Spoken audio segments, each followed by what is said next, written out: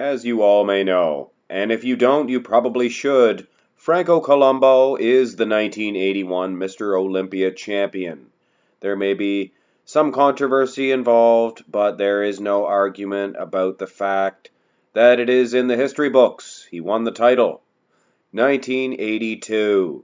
Chris Dickerson was awarded the Mr. Olympia title after repeated attempts. He placed second against Franco Columbu in 1981, as well as in 1980 against Arnold Schwarzenegger. And for those of you who do realize, both of those events were very controversial. Arnold and Franco not in their top form at all. So, is it possible that Chris Dickerson should be a 2 or perhaps a 3-time Mr. Olympia champion?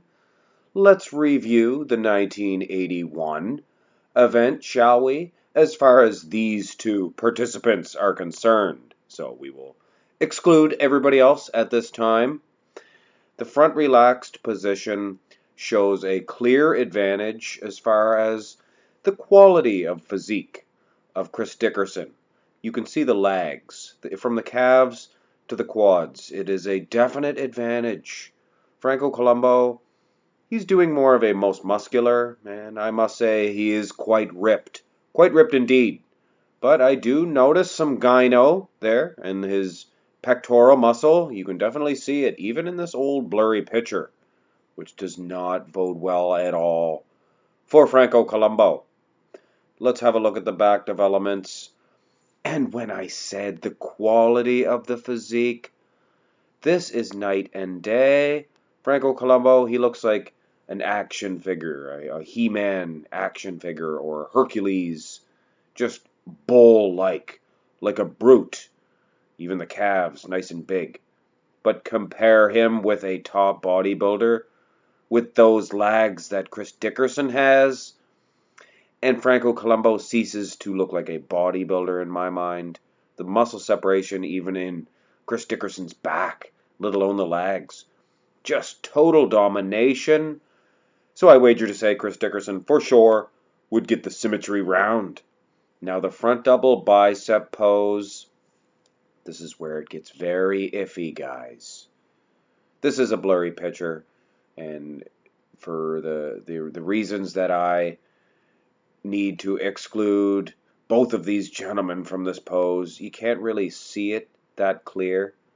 But I like to use these when I can because they're standing beside each other. Although I must say the camera angle, it is tilted. So Chris Dickerson, he looks a little too tall. He's not that much taller than Franco Columbu.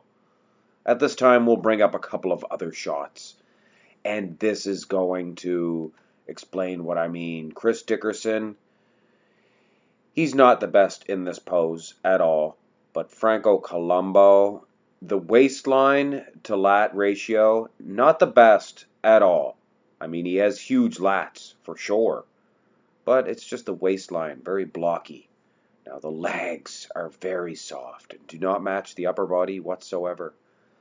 But one good point about Franco Columbu, his biceps themselves, very symmetrical, and they've never looked quite so good as they did in his comeback, actually. He must have worked very hard on those pipes, those guns, those biceps. Now, Chris Dickerson looks good. The legs, the waist, the lats, the waist to lat ratio, incredible. Chest actually looks good.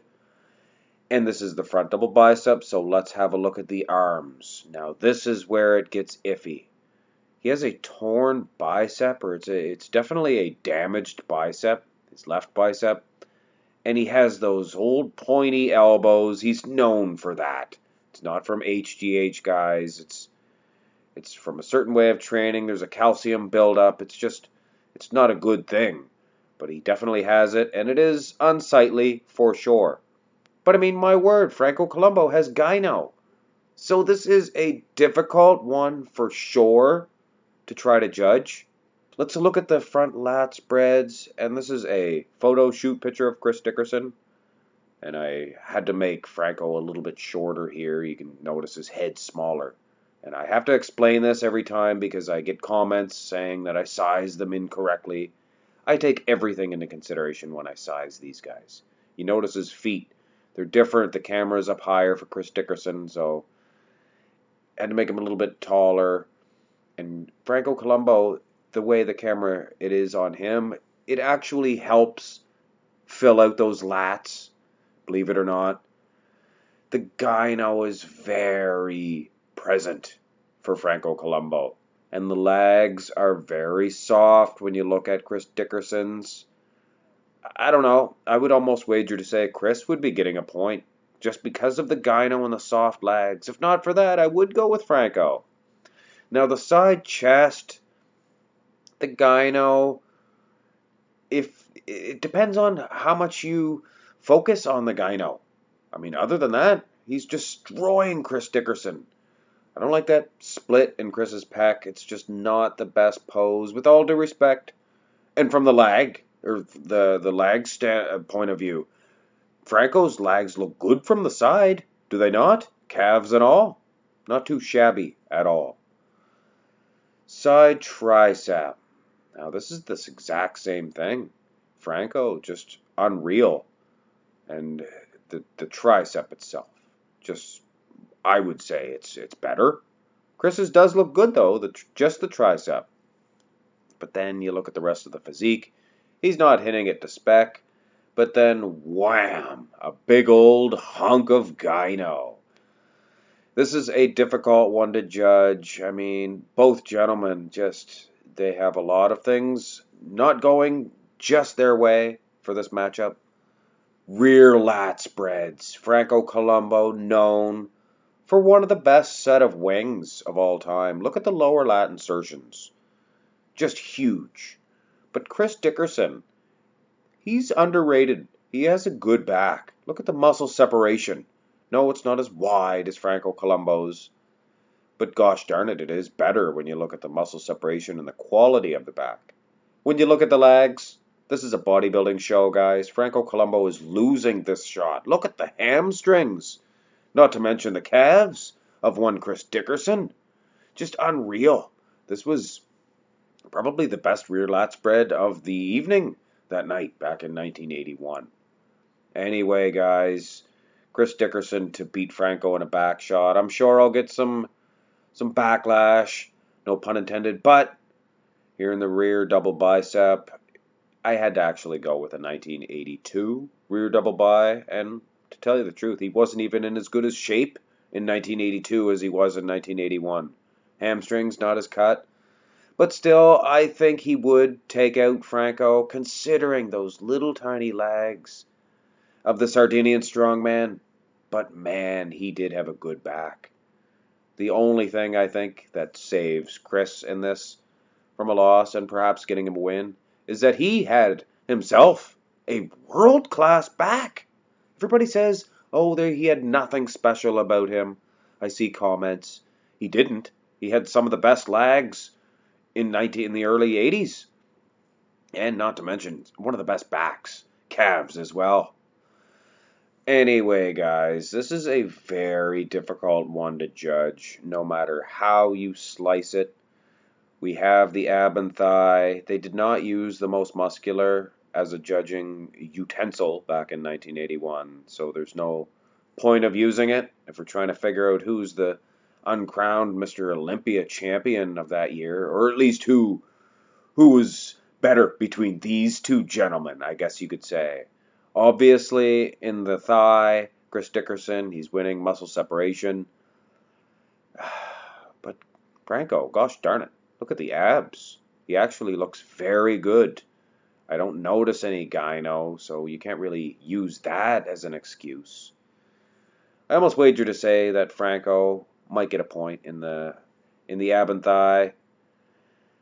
But man, oh man, I'm looking at my score sheets. I got points, I got half points, I got points with little quotations that says gyno. There's torn biceps. I don't know what to do, guys. I don't know who was better. I can't say one or the other. What do you prefer? Soft legs and gyno? Or do you like an old torn bicep and pointy old Dracula elbows? Either way, in my opinion, there were 3 other gentlemen that were in perfect health and there was no visible torn muscles. And this was prior to that torn bicep of Tom Platz. And I'm telling you guys, Danny Padilla, Roy Callender, all these guys were on fire. And if you ask me, they all placed ahead of Franco Columbu and Chris Dickerson. But I guess I'm going to lead you guys to a wild goose chase on this one. I'm not going to award a winner in this one. To tell you the truth, they should both be disqualified. And one of these 3 should be awarded the title. Probably Tom Platz. I did have a match between Tom Platz, Danny Padilla before, and Tom did win, but that doesn't mean anything, guys. I hope you enjoyed this little video. Lost in the whirlwind, I guess. Just impossible to judge. Hit thumbs up, subscribe. Have a good night.